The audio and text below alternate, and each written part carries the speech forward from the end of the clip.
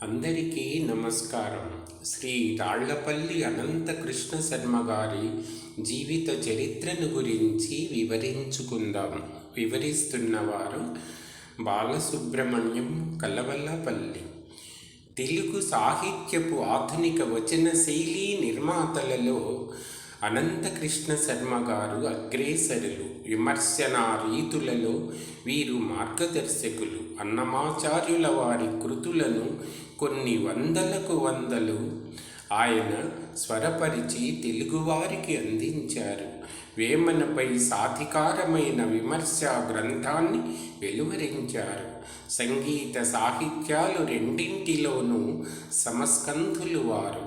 మైసూరు మహారాజా కళాశాలలో 38 సంవత్సరాలు అధ్యాపకత్వం నిర్వహించారు. ఏకసంధ్యాగ్రాహిగా పేరుగాంచారు.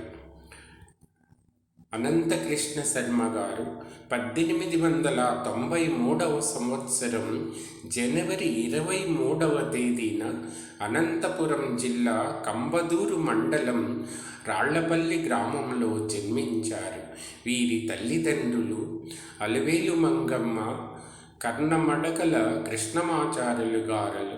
తండ్రి వద్దనే సంస్కృత ఆంధ్ర భాషలలో ప్రావీణ్యత సంపాదించి మైసూరు పరకాల మఠంలో ఉన్నత సంస్కృత విద్యను అభ్యసించారు. ఆయన తల్లి అలివేలు మంగమ్మ సంగీత గురువులు ఆయనకు. ఆమె సంస్కృతం, తెలుగు, కన్నడం, తమిళ భాషలలోని భజన, కీర్తనలు, పెళ్లి పాటలు, జోలపాటలు, పూజ పాటలు, కథాగేయాలు చిన్ననాడే శర్మగారికి నేర్పించారు. మేనమామ గారి ప్రోత్సాహంతో ఫిడేలు వాయించడం కూడా నేర్చుకున్నారు. చామరాజు నగరం రామశాస్త్రి గారి వద్ద శాకుంతలం, ఉత్తర రామచరిత్ర, ముద్రా రాక్షసం, అనర్ఘ రాఘవం, కాదంబరి లాంటి కావ్యాలను అభ్యసించారు. సామాజిక స్పృహవాదులైన, నేటి సమాజానికి ఆదర్శప్రాయుడైన వేమన గురించి శర్మగారు తమ వేమన ఉపన్యాసాలలో అనేక విషయాలు ఆవిష్కరించారు.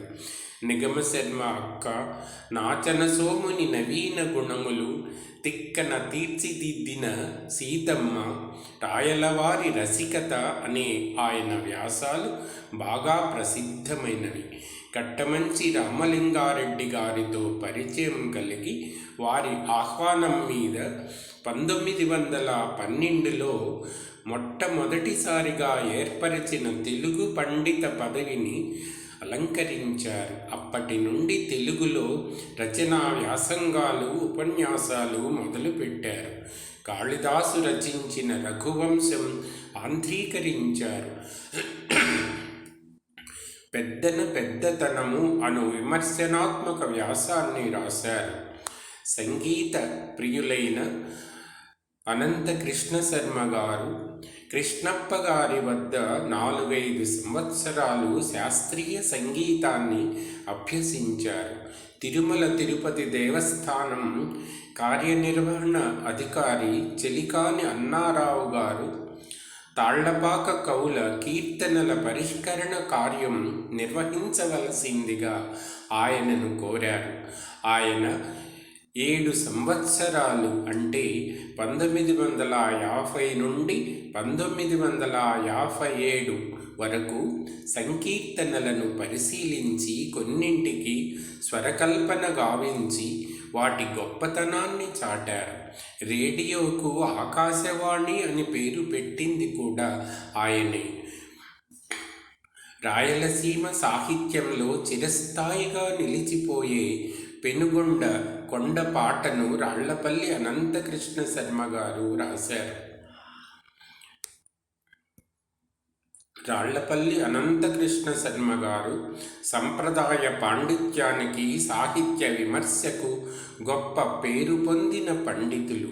విశ్వవిద్యాలయాలు వ్యవస్థీకృతమైన దశలో డిగ్రీలు లేని పాండిత్యాన్ని అంగీకరించడం, ఆచార్యత్వాన్ని ఇవ్వడం చేయని విధానాల వల్ల రాళ్లపల్లి అనంతకృష్ణ శర్మ గారిలాగా క్షుణ్ణంగా సంప్రదాయ విమర్శ సాహిత్యాన్ని వివేచన చేయగల సమర్థుల సేవలు వినియోగించుకోకపోవడంతో వారి పాండిత్యం నుంచి విశ్వవిద్యాలయ పరిశోధన వ్యవస్థలు ప్రయోజనం పొందలేకపోయాయి.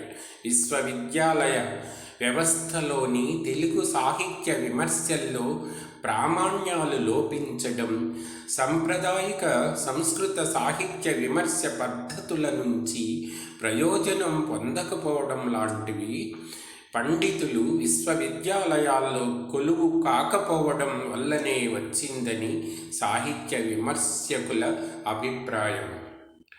మైసూరులో జరిగిన 4వ సంగీత సమ్మేళనంలో రాళ్లపల్లి అనంతకృష్ణ శర్మ గారికి గాన కళా సింధు బిరుదంతో సత్కరించారు. బెంగుళూరు గాయక సమాజం సంగీత కళారత్న అనే బిరుదుతో సత్కరించింది.